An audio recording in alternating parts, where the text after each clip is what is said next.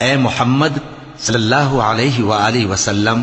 سورج کے ڈھلنے سے رات کے اندھیرے تک ظہر، عصر، مغرب، عشاء کی نمازیں اور صبح کو قرآن پڑھا کرو،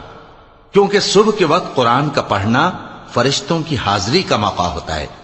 اور بعض حصہ شب میں بیدار ہوا کرو اور تہجد کی نماز پڑھا کرو، یہ شب خیزی تمہارے لیے ایک اضافی عمل ہے۔ امید ہے کہ اللہ تم کو مقام محمود پر فائز فرمائے۔ اور کہو کہ اے پروردگار، مجھے مدینے میں اچھی طرح داخل کیجو اور مکے سے اچھی طرح نکالیو، اور اپنے ہاں سے زور و قوت کو میرا مددگار بنائیو، اور کہہ دو کہ حق آ گیا اور باطل نابود ہو گیا، بے شک باطل نابود ہونے والا ہے۔ اور ہم قرآن میں وہ چیز نازل کرتے ہیں جو مومنوں کے لیے شفا اور رحمت ہے، اور ظالموں کے حق میں تو اس سے نقصان ہی بڑھتا ہے۔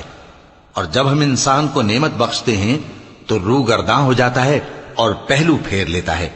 اور جب اسے سختی پہنچتی ہے تو نا امید ہو جاتا ہے۔ کہہ دو کہ ہر شخص اپنے طریق کے مطابق عمل کرتا ہے، سو تمہارا پروردگار اس شخص سے خوب واقف ہے جو سب سے زیادہ سیدھے رستے پر ہے۔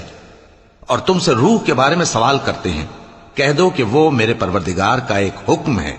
اور تم لوگوں کو بہت ہی کم علم دیا گیا ہے۔ اور اگر ہم چاہیں تو جو کتاب ہم تمہاری طرف بھیجتے ہیں اسے دلوں سے محو کر دیں، پھر تم اس کے لیے ہمارے مقابلے میں کسی کو مددگار نہ پاؤ، مگر اس کا قائم رہنا تمہارے پروردگار کی رحمت ہے، کچھ شک نہیں کہ تم پر اس کا بڑا فضل ہے۔ کہہ دو کہ اگر انسان اور جن اس بات پر مجتمع ہوں کہ اس قرآن جیسا بنا لائیں تو اس جیسا نہ لا سکیں گے، اگرچہ وہ ایک دوسرے کے مددگار ہوں۔ اور ہم نے قرآن میں سب باتیں طرح طرح سے بیان کر دی ہیں، مگر اکثر لوگوں نے انکار کرنے کے سوا قبول نہ کیا،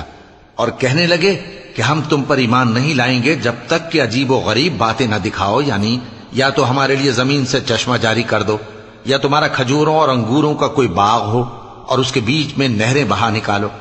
یا جیسا تم کہا کرتے ہو ہم پر آسمان کے ٹکڑے گرا دو، یا اللہ اور فرشتوں کو ہمارے سامنے لے آؤ، یا تمہارا سونے کا گھر ہو، یا تم آسمان پر چڑھ جاؤ اور ہم تمہارے چڑھنے کو بھی نہیں مانیں گے جب تک کہ کوئی کتاب نہ لاؤ جسے ہم پڑھ بھی لیں۔ کہہ دو کہ میرا پروردگار پاک ہے، میں تو صرف ایک پیغام پہنچانے والا انسان ہوں۔ اور جب لوگوں کے پاس ہدایت آ گئی تو ان کو ایمان لانے سے اس کے سوا کوئی چیز مانے نہ ہوئی کہ کہنے لگے کہ کیا اللہ نے آدمی کو پیغمبر کر کے بھیجا ہے؟ کہہ دو کہ اگر زمین میں فرشتے ہوتے کہ اس میں چلتے پھرتے اور رہتے بستے تو ہم ان کے پاس کسی فرشتے کو پیغمبر بنا کر بھیجتے۔ کہہ دو کہ میرے اور تمہارے درمیان اللہ ہی گواہ کافی ہے، وہی اپنے بندوں سے خبردار ہے اور ان کو دیکھنے والا ہے۔ اور جس شخص کو اللہ ہدایت دے وہی ہدایت یاب ہے، اور جن کو گمراہ رہنے دے تو تم اللہ کے سوا ان کے رفیق نہیں پاؤ گے۔ اور ہم ان کو قیامت کے دن اوندھے منہ، اندھے، گونگے اور بہرے بنا کر اٹھائیں گے، اور ان کا ٹھکانہ دوزخ ہے۔ جب اس کی آگ بجھنے کو ہوگی تو ہم ان کو عذاب دینے کے لیے اسے اور بھڑکا دیں گے۔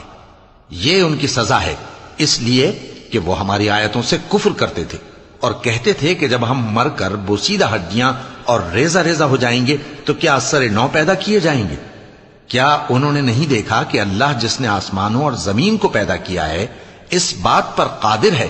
کہ ان جیسے لوگ پیدا کر دے، اور اس نے ان کے لیے ایک وقت مقرر کر دیا ہے جس میں کچھ بھی شک نہیں، تو ظالموں نے انکار کے سوا اسے قبول نہ کیا۔ کہہ دو کہ اگر میرے پروردگار کی رحمت کے خزانے تمہارے ہاتھ میں ہوتے تو تم خرچ ہو جانے کے خوف سے ان کو بند کر رکھتے، اور انسان دل کا بہت تنگ ہے۔